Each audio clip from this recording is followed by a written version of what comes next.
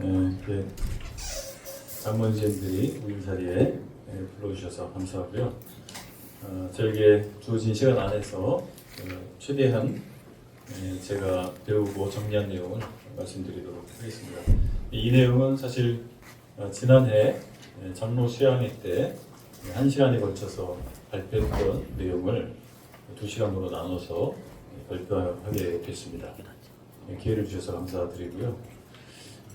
사실 제가 교회 역사에 대해서 관심을 가진 것은 청년 때부터 관심이 있었습니다. 그런데 이렇게 배울 수 있는 기회가 많지 않지 않습니까?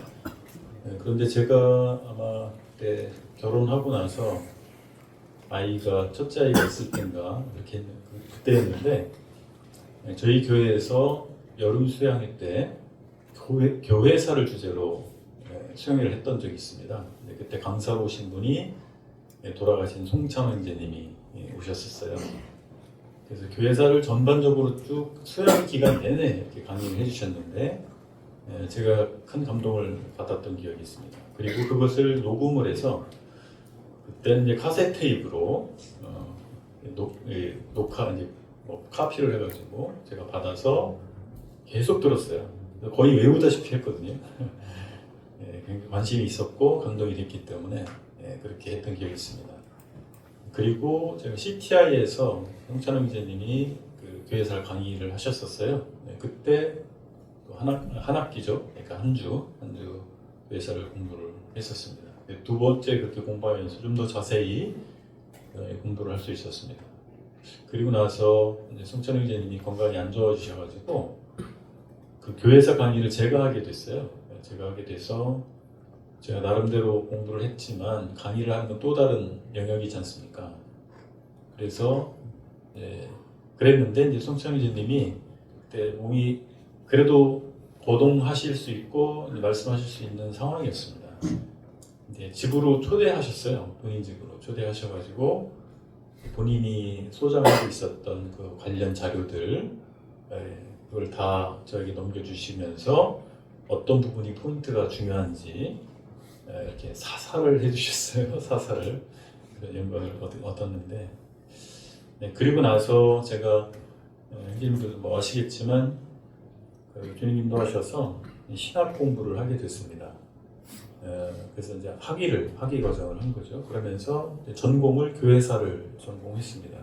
그리고 석사 논문에서는 우리 교회의 만찬 있지 않습니까? 만찬 시행하는 방식이라든지 이런 것들이 특별하거든요.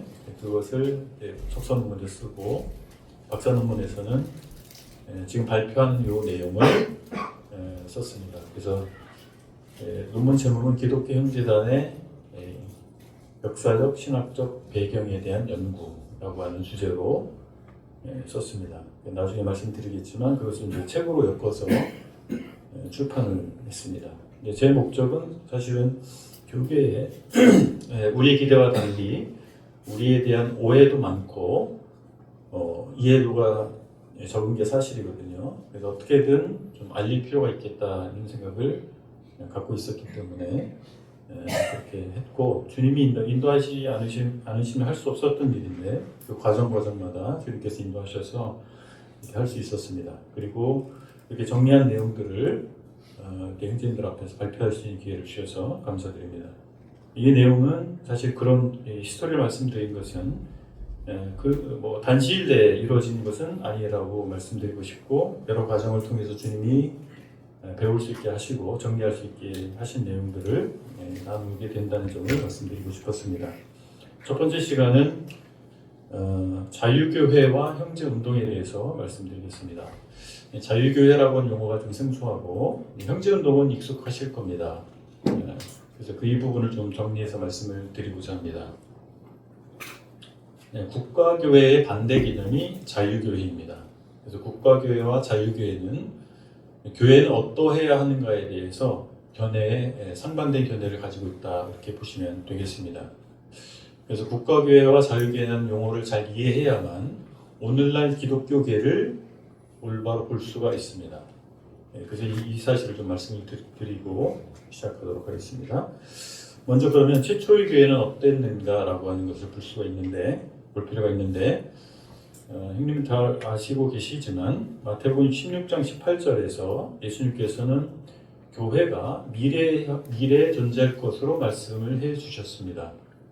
이미 이스라엘 백성들이 있는 가운데서 최초의 제자들은 다 유대인들이었지 않습니까? 그들을 향해서 교회라고 하는 새로운 공동체가 출현할 것을 예수님께서 말씀하셨습니다. 그래서 유대 공동체, 이스라엘 공동체 연장이 아니라 이스라엘 공동체와 전혀 다른 새로운 공동체로서의 교회를 예수님은 예고하셨던 것입니다. 그래서 이스라엘과 교회를 구분해 보는 시각은 주님의 가르침에 근거한 것이고, 그리고 교회가 어떠해야 할 것인가에 대해서 굉장히 중요한 관점이다라고 하는 것입니다. 왜냐하면 이것이 현재 기독교 교계 안에서 다 동의되지 않기 때문에 그렇습니다. 두 번째는 성령 공동체로서의 교회입니다. 바울은 고린도전서 12장 13절에서 교회 멤버십이 어떻게 이루어지는가에 대해서 말씀을 했습니다. 민족을 떠나서, 사회적 신분을 떠나서 다 성령의 침례를 받아서 교회의 멤버가 되는 것이다, 교회의 일원이 되는 것이다 라고 말씀해 주었습니다. 우리에게는 너무나 당연해 보이지만 사실 교계에서 여기에 다 동의하지 않고 있습니다. 오순절 계통의 교회들은 구원받는 것, 예수님을 믿는 것과 성령 받는 것을 구분해서 말합니다. 그래서 구원받고 예수님 믿고 나서 성령 받는 사건을 또 다른 체험으로 얘기하고 그 표징으로서 방언을 얘기합니다. 그러나 우리가 이해하는 것은 그렇지 않죠. 성령 받은 사람들의 공동체다라고 하는 것을 우리 성경을 근거로 해서 받아들이고 있습니다. 이것은 이제 교회 역사에서 펼쳐지게 될 성령 받지 않은 사람들이 교회 멤버로 받아들여지는 사건과 대비해서 볼 때 성경에서 말하는 교회로부터 교회들이 이탈하게 된 그 사건, 그리고 그것으로부터의 회복이 진정한 개혁이다 라고 하는 것을 이해하기 위해서 중요한 전제가 되겠습니다. 그럼 어떻게 이 최초의 교회, 순수했던 교회의 모습으로부터 이탈하게 됐는가를 말씀드리겠습니다. 앞서 말씀드린 국가교회와 자유교회를 말씀드렸는데, 그렇다면 국가교회는 어떻게 시작됐을까라고 하는 것입니다.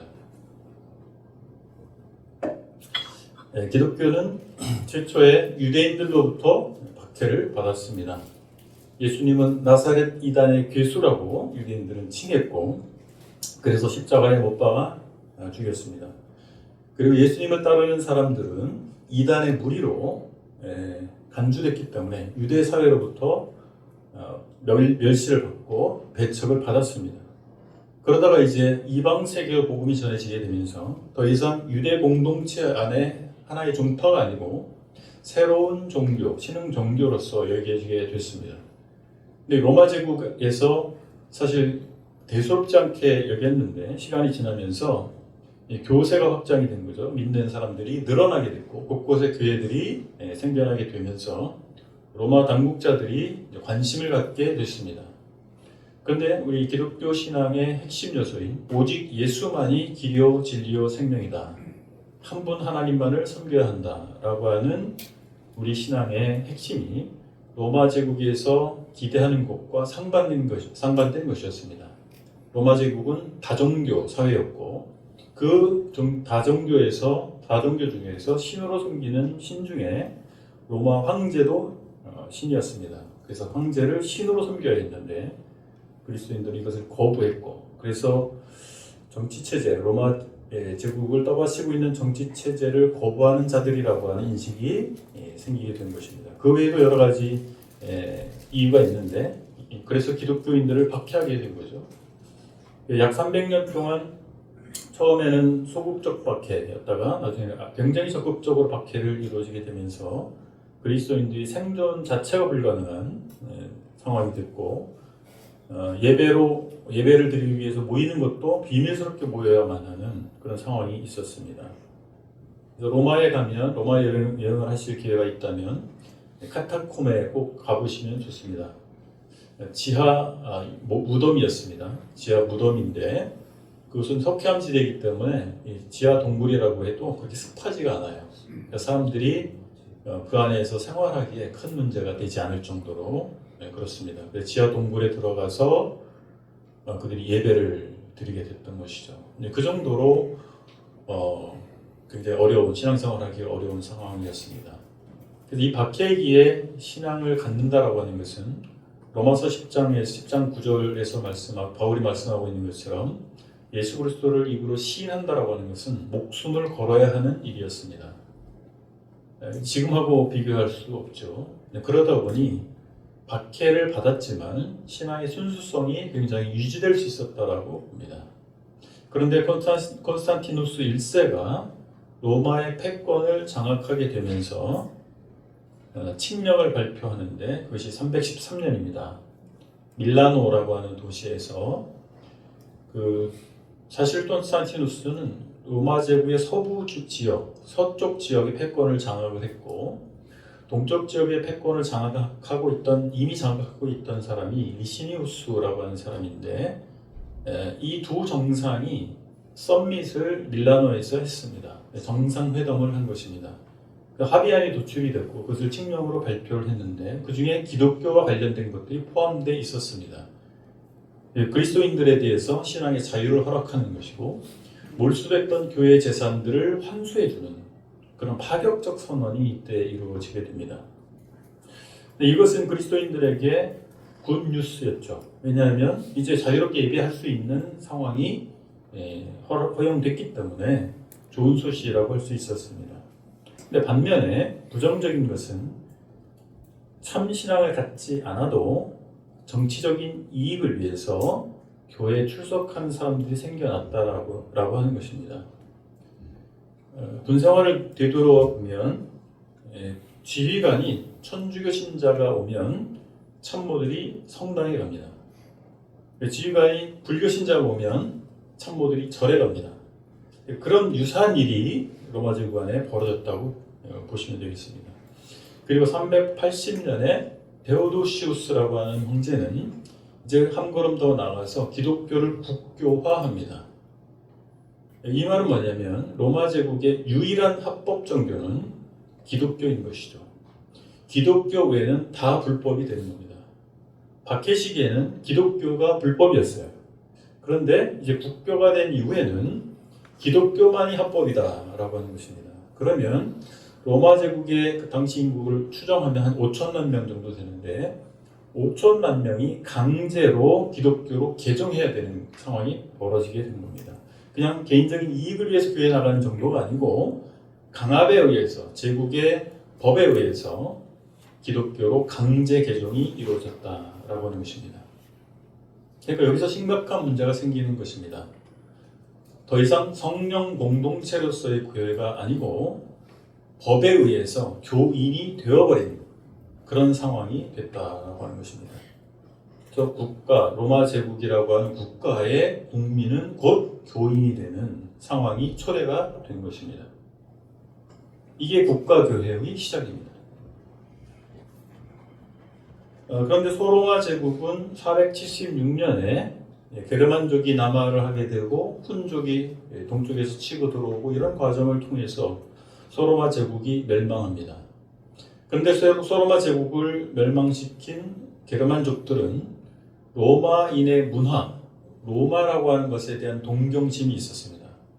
그래서 그들이 로마 제국을 무너뜨렸지만 그들은 로마인이 되고 싶어 했어요. 그 중에서 로마인의 종교, 기독교를 받아들이게 됩니다. 근데 이 받아들이는 과정이 어떻게 이루어졌냐면 개인적인 회심을 통해서 예수 그리스도를 믿음을 통해서 그리스도인이 되는 것이 아니고 부족 단위로 이루어집니다. 부족장이 선언을 합니다. 오늘부터 우리의 부족의 종교는 기독교다. 그러면 부족민 전체가 한꺼번에 기독교인이 되는 거예요. 이렇게 해서 게르만족들이 다 기독교가 됩니다. 그러니까 명목상 기독교인인 것이죠. 로마 제국을 무너뜨린 게르만족들이 세운 다양한 민족 국가들, 오늘날 유럽의 나라들의 기원이 됐던 그 나라들이 다 그렇게 해서 기독교 국가가 된 겁니다. 그러다 보니까 로마 제국 하에서 국교의 문제와 동일하게 게르만족들이 세운 기독교 국가들에게도 동일한 문제가 생겼는데 이교도의 사상이 교회 안에 유입이 됐다라고 하는 것입니다. 다른 종교를 이미 믿고 있는데 강제 개종을 통해서 교회에 출석하게 된 거예요. 그래서 교인이라고 인정은 받지만 그의 신앙은 다른 종교를 믿고 있다라고 하는 것입니다. 그러다 보니까 그런 사람들이 많아지다 보니까 다른 종교의 사상이 들어오게 된 거예요. 그래서 많은 신들을 사실은 섬기게 되는, 교회라고 하지만 한 분 하나님을 섬기는 것이 아니고 사실은 마리아를 섬기고 천사를 섬기고 성인을 섬기고 성물을 섬기는 이런 사상이 들어오게 된 것입니다. 가장 큰 문제는 구원론의 문제입니다. 어떻게 구원받느냐? 대부분의 종교는 행위구원을 가르치잖아요. 지성이면 감천이다. 내가 이렇게 정성을 들이면 신이 나를 이뻐해 주지 않겠느냐, 보답해 주지 않겠느냐. 이것이 모든 종교의 원리지 않습니까? 그것이 교회에 들어와서 행위구원이 정립하게 됐던 것이죠. 그리고 이 국가교회를 떠받치는 기둥이 있습니다. 바로 유아세례입니다. 유아세례 문제는 이미 4세기에 시작됐습니다. 기독교가 공인이 되고 이제 로마의 종교가 된 이후에 로마 제국의 신민은 다 기독교인이 된 거죠, 명목상. 그때 이슈가 생겼는데 뭐냐면 어린아이들의 죽음에 관한 문제입니다. 유아 사망률이 굉장히 높았잖아요. 우리도 뭐 부한말 때까지만 가도 5을 낳으면 2명 건진다, 뭐 이렇게 할 정도로 아이들이 많이 죽었죠. 이 고대 사회니까 얼마나 많은 아이들이 죽었겠습니까? 그래서 부모들이 명목상 기독교인이 됐는데 자기 자녀가 어린아이가 죽었어요. 이 아이는 어떻게 될까요? 교회 사제들에게 물어봅니다. 만약에 형제님들 그런 질문을 받으면 어떻게 답해 주시겠습니까? 간단하게가 죽었어요. 얘는 천국 갈까요? 지옥 갈까요? 이건 난제입니다. 우리가 어떻게 말할 수 없는 영역이죠. 그래서 교회에서 선택한 것은 아이가 태어난 일정 시간이 지나면 세례를 주기 시작합니다. 세례를 받았으니 천국 가지 않았겠느냐. 그렇게 시작된 것이 유아세례입니다. 그리고 그 유아세례는 교회에 등록하는 절차일 뿐만 아니라 국가에 등록하는 절차가 되는 거예요. 왜냐하면 교회와 국가가 하나였기 때문에 그렇습니다. 마치 호적 등록과 같은 거예요. 그것이 로마 제국에서 시작됐고 서로마 제국이 멸망한 후에 생겨났던 게르만족의 제국가들, 다양한 국가들도 그대로 수용하게 된 겁니다. 이것이 유아세례입니다. 교회 타락의 과정을 다시 정리해보면 국교화가 됐습니다. 기독교가. 그러면서 집단 개종이 일어났습니다. 그러다 보니 교회 정체성이 상실하게 된 거예요. 신자의 모임이라고 하는, 거듭난 그리스도인의 모임이라고 하는 것이 교회 정체성인데 더 이상 그렇지 않게 됐다라고 하는 것입니다. 그 결과로 교리적 타락이 발생하게 된 겁니다. 행위구원이 발생했고 우상 숭배가 일어나게 됐습니다. 그 다음 스텝으로 도덕적 타락이 오게 됩니다. 성적 타락과 물질 숭배가 만연하게 됐던 것입니다. 그래서 우리는 결과만 가지고 자꾸 얘기를 하는데 그 기원을 따라 올라가면 교회 정체성의 훼손으로부터 오게 됐다라고 하는 것입니다. 교회 본질이 상실된 것이 중세교회의 그런 타락, 도덕적 타락의 원인이었다, 근본 원인이었다라고 하는 것입니다. 그래서 이제 종교개혁이 16세기에 일어나게 됩니다. 그런데 우리는 종교개혁에 대해서 올바른 이해가 필요한데 종교개혁이 한 흐름이 아니었다라고 하는 것입니다. 루터, 제빙글리, 칼빈, 우리가 종교개혁하면 이런 사람들을 떠올리게 됩니다. 그러나 이런 주류의 흐름이 있는가 하면 비주류의 흐름도 있었다라고 하는 것입니다. 조지 윌리엄스라고 하는 교회사가가 있는데 이분이 이런 주장을 했어요. 종교개혁은 한 흐름이 아니었다라고 주장을 했습니다. 이분은 총 세 부류로 분류했는데 우리에게는 사실 두 부류가 더 중요한 것 같아요. 이 반동 종교개혁은 로마 가톨릭에서 종교개혁의 여파를 차단하기 위해서, 로마 가톨릭을 지키기 위해서 한 것이었기 때문에 우리하고 직접적인 관련이 없다고 생각이 듭니다. 그렇다면 이 종교개혁 진영의 두 부류를 어떻게 구분할 수 있을까라고 하는 것입니다. 첫 번째는 관료 후원적 종교개혁입니다. 주류 진영이라고 볼 수 있겠습니다. 왜 관료 후원적이라고 타이틀을 붙였냐면 그들은 제후들, 정치 권력자들의 힘을 도움을 받아서 종교개혁을 진행했기 때문에 그렇습니다.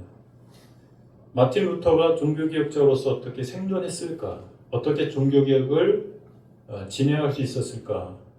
하나님이 하셨죠. 그런데 루터를 지지했던 제후들이 있었다라고 하면서 무시할 수 없습니다. 루터 이전에 루터와 똑같은 종교개혁을 시작했던 사람이 있습니다. 얀 후스라고 하는, 영어식 발음으로는 존 후스입니다. 얀 후스는 지금 체코 지역에 있었던 분입니다. 체코 프라하에 가면 프라하 광장이 있어요. 광장에 얀 후스의 동상이 있습니다. 이분은 루터가 주장했던 믿음으로 구원받는다라고 하는 것을 똑같이 외쳤습니다. 그러나 그는 화형당해서 죽었습니다. 루터는 어떻게 종교개혁에 성공했냐면 루터를 지지하는 독일의 제후들이 있었습니다. 그래서 제후들의 힘을 통해서 로마 가톨릭의 권력과 맞설 수가 있었고 살 수가 있었던 것입니다. 즈빙글리는 스위스 취리히의 제후들, 그의 시의회의 힘을 통해서 종교개혁을 했고, 칼빈은 제네바 시의회의 힘을 통해서 종교개혁을 했습니다. 그래서 생존할 수 있었어요. 그래서 어떤 긍정적인 측면도 있습니다만 아쉬운 것은 제후들이 허용하는 범위 안에서만 종교개혁을 할 수 있었다라고 하는 것이죠. 이 정치 권력자들은 사실은 그들이 신앙을 내세운다 할지라도 그들의 본심은 신앙에 있지 않을 가능성이 높습니다. 정치 권력 그 자체에 있는 것이죠. 그래서 루터, 즈빙글리, 칼빈이 주도했던 종교개혁은 정치 권력자들의 허용 범위라고 하는 한계를 극복할 수 없었다라고 하는 것입니다. 그러다 보니 이 사람들은 천년을 내려온 전통인 유아 세례와 그 결과물 국가계 체제를 그대로 수용한 채로 종교개혁을 진행했던 것입니다. 루터가 외친 이신칭의의 복음은 성경적이었습니다. 그러나 루터 교회를 이루고 있는 교인들은 거듭남의 체험이 없이 이미 교인이 됐던 거예요. 유아 세례 받아서 루터 교인이 이미 되어 있는 것입니다. 즈빙글리의 개혁교인들도 마찬가지로 이미 유아 세례를 받아서 개혁교회 교인이 되어 있었습니다. 칼빈의 교회도 마찬가지입니다. 이미 유아 세례를 받아서 이미 교인인 사람들이었어요. 그래서 천주교에서 유아 세례 받았느냐, 아니면 종교 개혁자들의 교회에서 유아 세례 받았느냐, 그 차이밖에 없는 것입니다. 그러다 보니 그들의 교회론에서는 보이지 않는 교회는 완전한 교회다. 거듭난 참신자들로 모여 있는 것이 맞다. 그러나 보이는 교회, 지역 교회는 참신자와 아닌 사람이 섞여 있을 수밖에 없다라고 하는 교회론이 생겨날 수밖에 없습니다. 왜냐하면 그게 실제거든요. 그런데 이신칭의 복음을 동의하면서도 교회가 초대교회의 본질로 돌아가야 된다라고 주장한 사람들이 있었습니다. 그런 사람들을 근원적 종교개혁자들이라고 합니다. 이 레디칼이라고 하는 말을 어떻게 번역할 거냐, 과격한, 급진적인, 이렇게 번역할 수도 있습니다. 그런데 그들이 과연 급진적이었고 과격했는가에 대해서 어떻게 이해할 거냐라고 하는 것입니다. 그 내용을 좀 살펴볼 필요가 있는데, 천년을 내려온 전통은 유아 세례가 성경적 세례, 성경적 침례가 아니다. 우리가 다 동의하지 않습니까? 아직 사리분별하지 못하는 유아들이 그리스도인이 되는 입문 절차인 침례를 받는 것이 맞느냐? 그렇지 않지 않습니까? 그래서 즈빙글리의 제자였던 콘라드 그레벨이나 이런 사람들이 즈빙글리에게 이의를 제기했습니다. 즈빙글리 선생님, 우리가 성경대로 해야 한다고 가르치셨는데 유아 세례는 성경적이지 않잖아요. 근데 선생님은 왜 이것을 시행하고 있습니까? 이의제기를 했습니다. 받아들여지지 않았습니다. 그래서 그들이 이제 우리가 거듭난 그리스도인이 됐기 때문에 유아 때 받은 세례는 의미가 없고 참 것이 아니다. 그래서 우리끼리 서로 세례를 베풀자 해서 성인 세례를 하게 됩니다. 그러다 보니까 전 유럽이 유아 세례를 받은 명목상 기독교인인 상황에서 그들이 다시 세례를 줬다 해서 재세례파 또는 재침례파라고 하는 타이틀을 붙이게 됩니다. 그런데 이 말은 사실 기독교가 공인된 직후에 발생했던 도나투스파라고 하는 사람들에게 붙여졌던 이름입니다. 도나투스파는 기독교가 공인되고 나서 이제 박해가 종식되니까 박해기에 신앙을 변절했던 사람들이 있었거든요. 변절했으니까 그 사람 악한 사람들이냐? 그렇게 볼 수는 없습니다. 자식을 살리기 위해서, 자기 목숨을 부지하기 위해서 그렇게 부정한, 예수님 부정한, 그것은 뭐 옳다라고 말할 수는 없지만 그런 연약한 사람들도 있었던 거예요. 근데 그런 사람들이 교회에 다시 돌아오는 것에 대해서, 특별히 교회 목회자였던 사람들이 변절자가 됐고 그 사람들이 다시 돌아오는 것에 대해서 강하게 반대했던 사람들이 도나투스파입니다. 그래서 그 사람들은 그렇게 변절했다가 돌아와서 다시 목회를 하게 됐고 그 사람들이 베푼 세례, 베프티즘에 대해서 무효다. 잘못된 사람들이 베푼 성례는 무효다라고 주장을 해서 그렇게 세례받은 사람들에게 다시 세례받을 것을 요구하게 됩니다.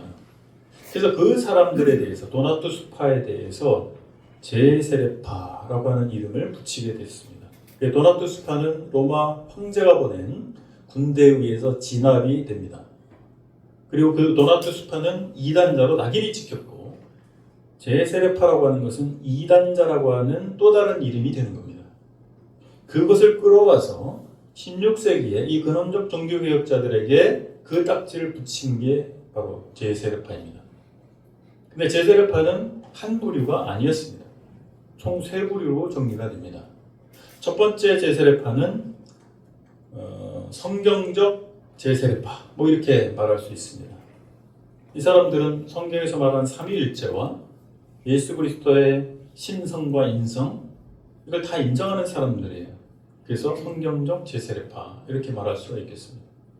또 한 부류는 복음적 이성주의자인 재세례파가 있습니다. 복음적 이성주의자, 이 말이 좀 이상한데 믿음으로 구원받는다 이걸 인정합니다. 그런데 이성주의자예요. 삼위일체를 받아들이지 않아요. 인간의 이성으로 이해할 수 없는 것을 배척합니다. 그러니까 삼위일체 부정하면 이단이잖아요. 이 사람들은 정말 이단입니다. 마지막으로는 신비주의자가 있었습니다. 그래서 이 신비주의자들은 독일 지역에서 실제 무장 폭동을 일으키고 민스터라고 하는 곳에서 그랬던 사람들이에요. 이 사람들은 일부 다처제를 행했고 이런 사람들입니다. 직통계시를 주장했고 이런 사람들이에요. 이 사람들이 이단입니다. 한 부류가 아니었습니다. 다양한, 그들은 한 결집된 하나의 공동체가 아니고 곳곳에서 일어났던 사람들입니다.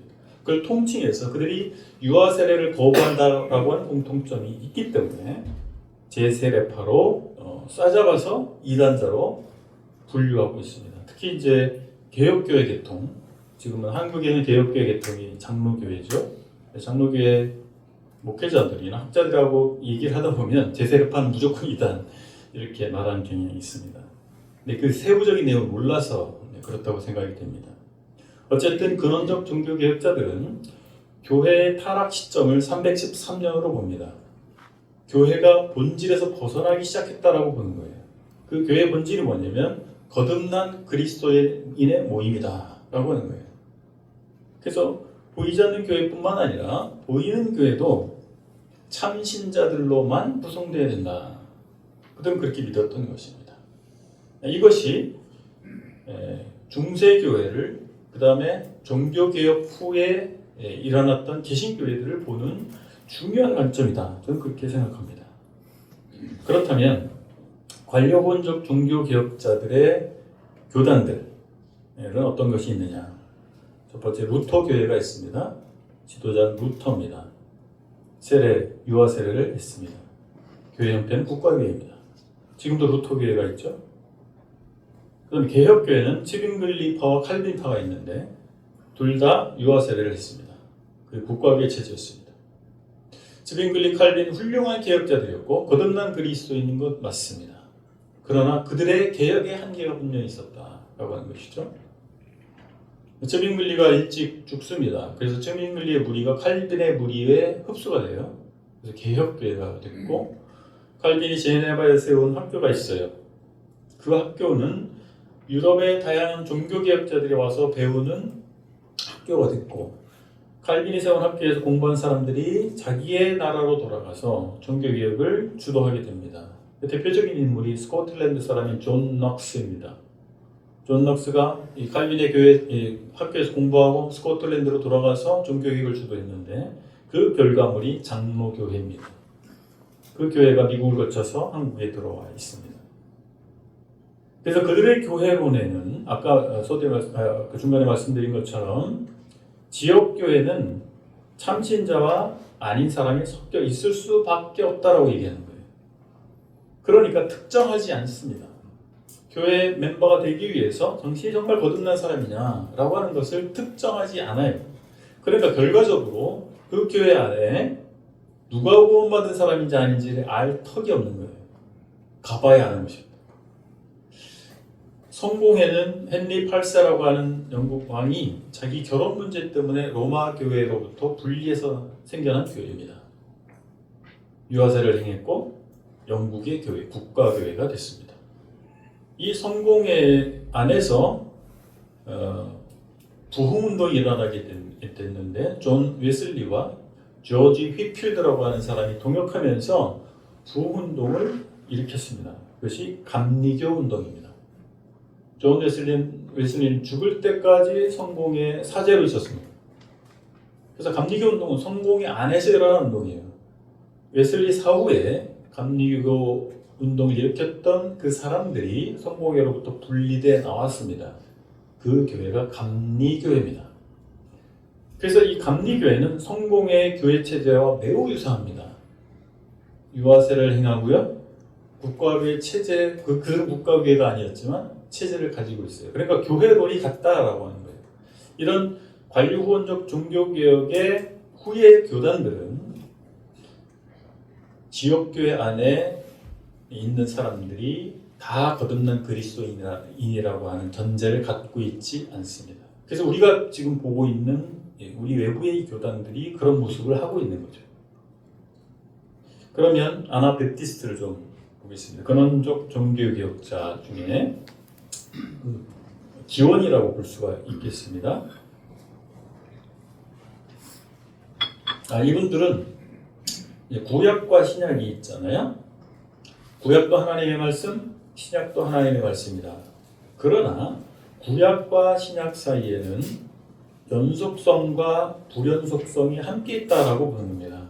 연속성이냐 불연속성이냐 이게 좀 어렵게 들릴 수도 있는데 설명하면 다 이해하실 수 있을 겁니다. 연속성은 뭐냐면 하나님의 구속의 경륜은 구약과 신약으로 관통하고 있다. 그게 연속되는 거예요. 불연속이라고 하는 것은 구약의 선민과 신약의 선민은 다르다라고 하는 거예요.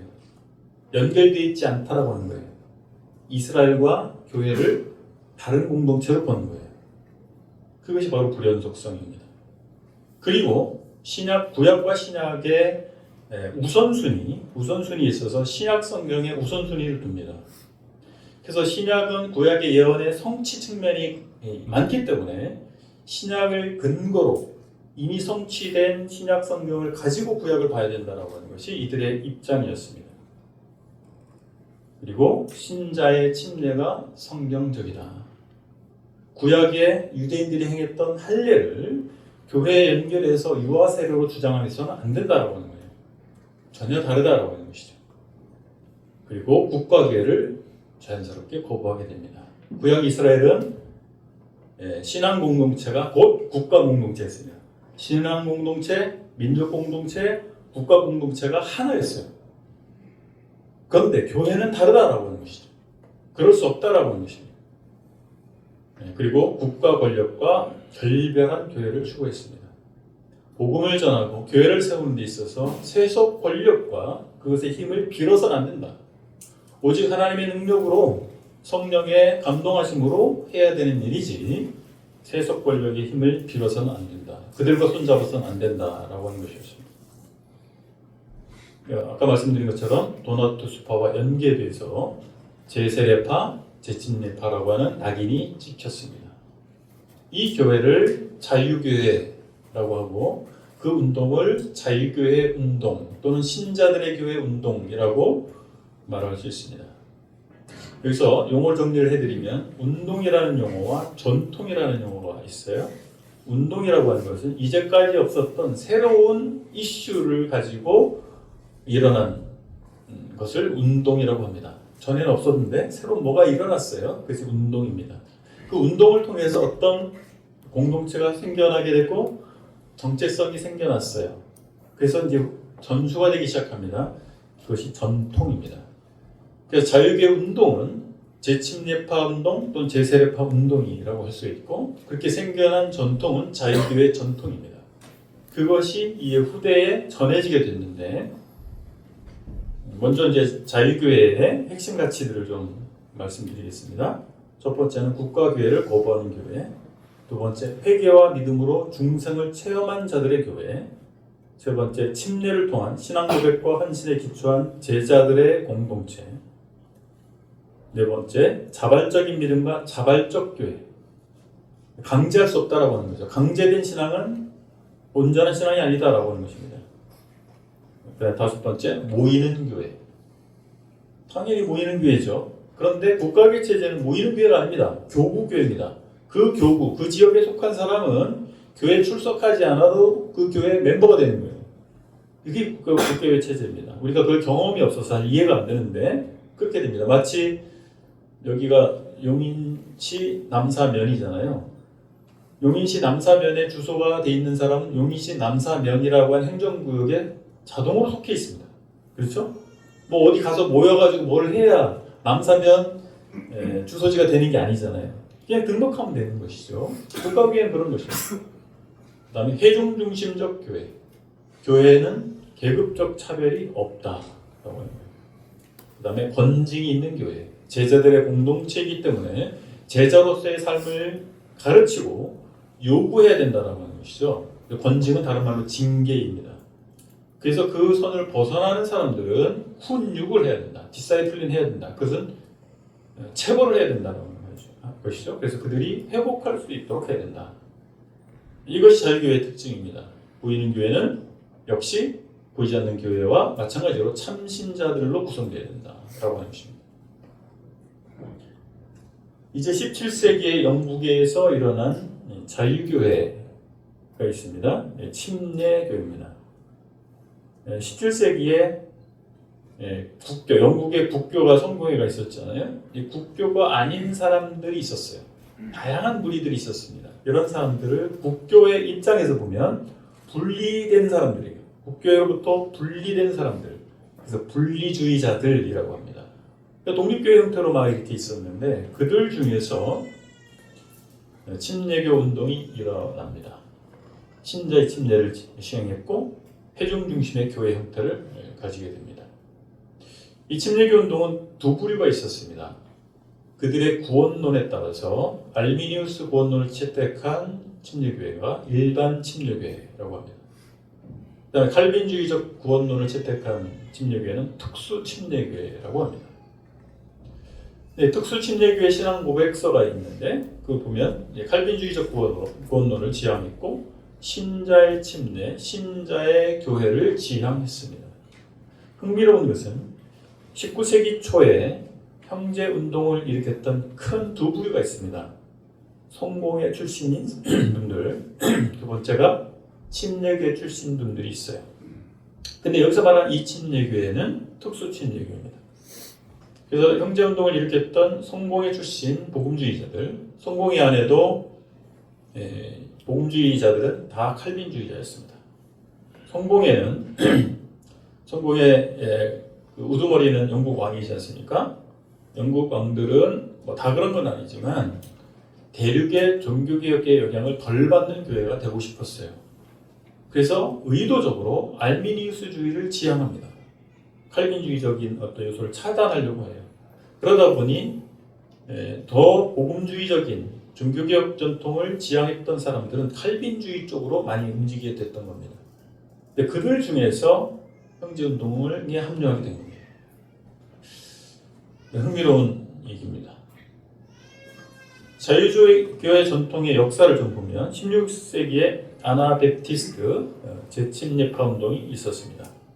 그들의 직계 후예가 지금도 존재하는데 메노 시몬스라고 하는 사람이 네덜란드 암스테르담에서 제세례파의 한 무리를 이끌고 있었어요. 그래서 그들은 이런 유해 공동체들이 다 유사하지만 파명을 갖고 싶어하지 않았습니다. 우리는 그냥 하나님을 믿는 거듭난 그리스도인의 모임이지 우리가 무슨 파야 한 적이 없어요. 근데 구분이 안 되잖아요. 그냥 외국에서 붙이기 시작합니다. 저 사람들이 지도자가 메노 시몬스구나. 그러면 메노파다. 그래서 메노나이트라고 부르게 된 거예요. 이 사람들이 박해를 받다가 미국으로 건너갑니다. 그래서 미국과 캐나다에 메노나이트들이 많습니다. 17세기에 방금 말씀드린 침례교 운동이 일어났습니다. 침례교회 교인들도 우리는 침례교인이야 한 적이 없어요. 침례를 강조하니까 침례 주는 놈들, 여러분 베프티스트라고 부르는 거예요. 이 침례교인들이 침수의 침례를 회복하게 됩니다. 제 침례파들은 관수례에 머물렀어요. 방식은 신자가 받는 침례라고 하는 것을 회복했지만 방식은 여전히 관수례를 했습니다. 17세기에 일어난 침례교인들은 침수가 로마서 6장에서 보는 예수 그리스도와의 연합, 그의 죽으심과 연합, 그의 부활과 연합을 가장 잘 보여주는 성경적 침례 방식이다라고 생각을 해서 그것을 회복한 거예요. 그러니까 저놈들, 물 젖은 놈들, 침례 강조하는 놈들이 해서 침례교인이라고 부르게 됐던 겁니다. 침례교인들도 영국에서 갖은 박해를 받았습니다. 대표적인 침례교인 존 버년이잖아요. 존 버년이 감옥에 갇혀서 쓴 글이 철로 역정입니다. 그리스도의 삶을 잘 표현해준 소설이지 않습니까? 그래서 침례교인들도 미국으로 건너서 종교의 자유가 있었던 미국으로 건너가서 거기서 교세가 확장이 되게 됩니다. 그러니까 남북전쟁 때 미국의 모든 교단이 남북으로 갈라지는데 그래서 북침례교와 남침례교가 갈라지고 북침례교회는 자유주의 신학이 들어와서 리버럴하게 됩니다. 남침례교는 보수 복음주의 전통을 계속 지켜가면서 세계 최대 개신교단 중에 하나가 돼 있습니다. 흥미로운 얘기죠. 거기서 남침례교도 이 자유주의 신학자들이 좀 들어와서 어려운 때가 있었어요. 그때 세대주의적이고 근본주의적인 사람들이 분리해 나갔는데 그것이 성서침례교회입니다. 미국 남침례교회에 한국에 들어와 있는 교단이 한국 기독교 침례회이고요. 성서침례교회는 그 후발주자로 지금 한국에 들어와 있습니다. 그리고 이제 19세기에 형제운동이 영국에서 일어나게 됩니다. 아까 말씀드린 것처럼 성공회의 복음주의자들과 침례교 목회자 그리고 침례교 회중들이 연합하면서 형제운동이 일어났다고 볼 수 있겠습니다.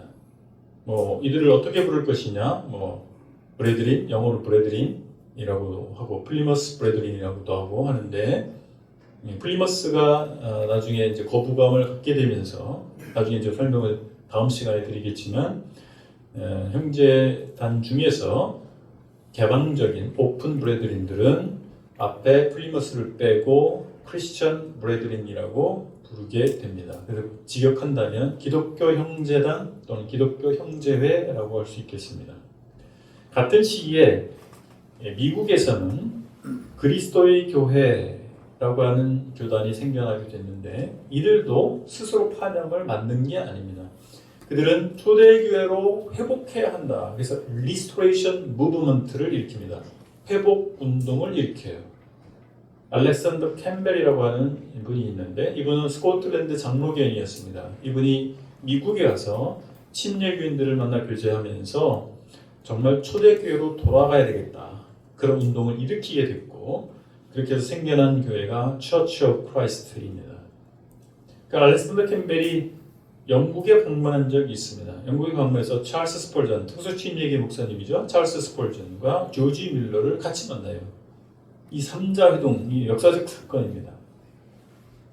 그래서 아주 놀라운 사건인데 영국에서는 처치 오브 크라이스트가 시작되지 않았어요. 아마도 제 추정인데 알렉산더 캠벨이 보니까 이미 자기들이 하고 있는 회복운동과 똑같은 운동이 영국에서 일어나고 있었던 거예요. 그래서 굳이 하지 않지 않았나 이런 생각이 됩니다. 이게 자유교회 전통의 교회들은 이렇게 지금 존재하고 있습니다. 국가교회와 자유교회를 다시 한번 정리하면 국가교회는 한 국가의 국민이 교인이 되는 체계입니다. 개인의 선택이 아닌 국가나 집단의 선택에 의해서 신앙이 결정됩니다. 자유교회는 신앙 고백한 개인이 교인입니다. 신앙의 자유 가운데에서 개인의 자발적 선택에 의해서 신앙이 결정되는 것입니다. 그래서 여기서 말씀드리고 싶은 것은 미국의 독립이라고 하는 것은 교회 역사에 있어서 중요한 분수령이 됩니다. 미국의 독립. 왜 분수령이 되냐면 유럽의 기독교는 국가교회였습니다. 국가교회형 기독교였습니다. 근데 미국이 독립하면서 미국에는 국가교회가 존재하지 않게 됐습니다. 종교의 자유가 허락이 된 겁니다. 그래서 교파형 기독교가 된 거예요.